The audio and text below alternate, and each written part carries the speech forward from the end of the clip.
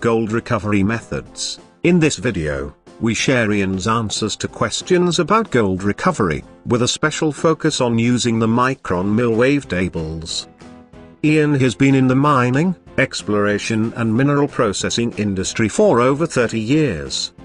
He has had wide mining experience, including deep gold mining in the South African Witwatersrand, but also silver, lead and zinc mining in several Broken Hill mines, and successful opal mining stints in Queensland and New South Wales. More recently, Ian has focused on both hard rock and alluvial gold mining within New South Wales. He is also the owner of goldwavetables.com. About the micron mill wavetable. The largest model, the M10, does up to 8 TPH and the M8 model about 1 TPH, or tons per hour. The M5 is a compact unit, which for its throughput, has a very small footprint compared to conventional shaking tables. The M8 is the same as the M7 but is set up to operate on Australian power supply. I have personally had success with the wavetable recovering heavy minerals such as gold, mineral sands, tantalite, sealite, stibnite, etc. Because it is so efficient at recovering very fine particle sizes, it has proved excellent as a scavenger on tailings. About gold recovery. With gold, the wavetable can be used in the smallest to the largest gold mine. Wavetables can be used for full-scale production purposes, or simply as a cleanup and concentration device in the gold room. The wavetable is now increasingly being used to recover gold from test samples of a couple of kilograms in size and upwards. This form of bulk testing is quite quick and the quantitative results mean you are not just relying on fire assays, particularly in visible free gold deposits.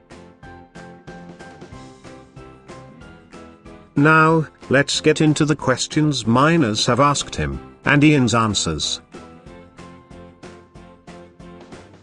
FAQ: Fine-tuning a wavetable. Question: How to go about fine-tuning a wavetable?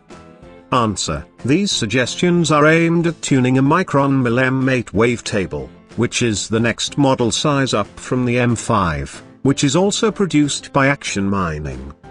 However, they should also hold good for the M5. I cannot overstate the importance of having a small dummy sample on hand. This is about 1 to 2 grams minimum of fine gold particles, mixed in with a half cupful of blonde sea sand that has been screened finer than 1 millimeter, so it all goes through a mosquito mesh-sized screen. When you first set up your M5, try running the dummy sample over a number of times to ensure that you have a roughly good setup. That is, your water sprays, bump action, counterweight and tilt are okay. Note, the counterweight is used only if the deck is fully loaded. FAQ: Settings for small samples. Question: The majority of the samples I will be processing are drill samples of several kilograms weight, and I will ensure they are properly screened prior to tabling. Because I will be processing small samples, what is the best way of setting the table so I get the best separation for a small-sized sample? Answer: As the integrity of your samples is important, you should aim to retain all three products. The cons: the table residue and any tailings that leave the table. This means that, should you make a mistake, you can rerun the sample back over the table. So always collect your tailings in a discharge bucket. Always wash the table residue off into a separate bucket to the tailings.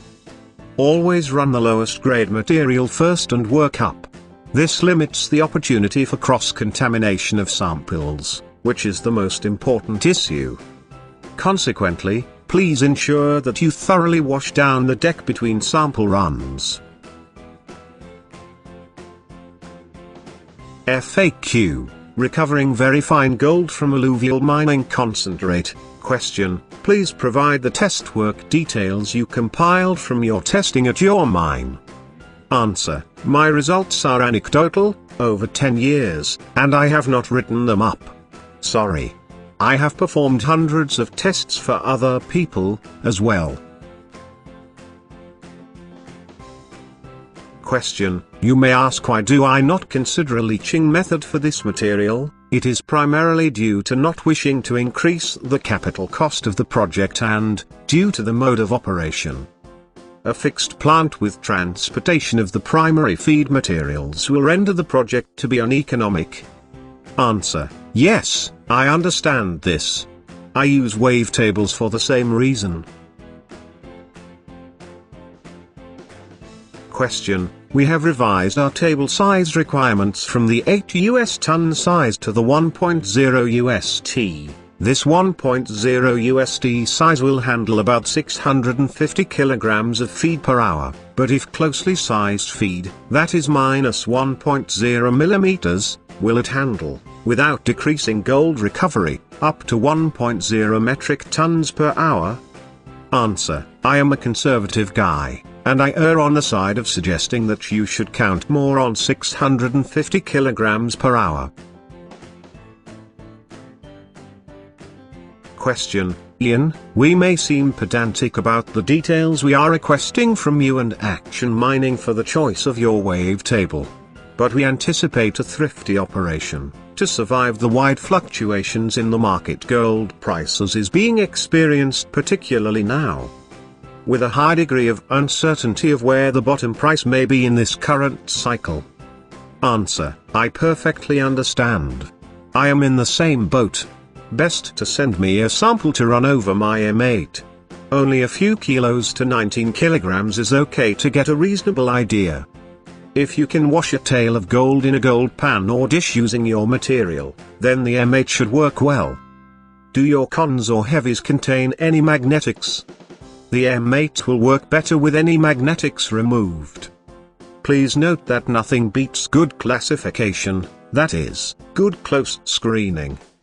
If your gold is fine, then ensure you screen off as much non-gold oversize as you can. This helps concentrate your gold on an M8. FAQ: using the vacuum cleaner. Question: I find using the vacuum cleaner to remove the gold is fraught with difficulties, and I would like to remove the gold and associated heavies from the sump at the top of the table. Is the best way to achieve this using a small rapid stroke and fine-tuning the elevation of the deck? Answer: using the vacuum cleaner it should not be difficult. It comes down to fine adjustments. Basically, the table tilt has to be slightly reduced. Best to do this 12 mm at a time and let the table settle and run for a minute to reach equilibrium again. The M8 wavetable speed is fixed, so you will need to adjust the cons water spray to the right flow, as well as add a steel bar counterweight to the eccentric, should you load the deck up, so that tailings are created. To learn more, please visit goldwavetables.com. And if you have questions, Ian will be pleased to provide answers.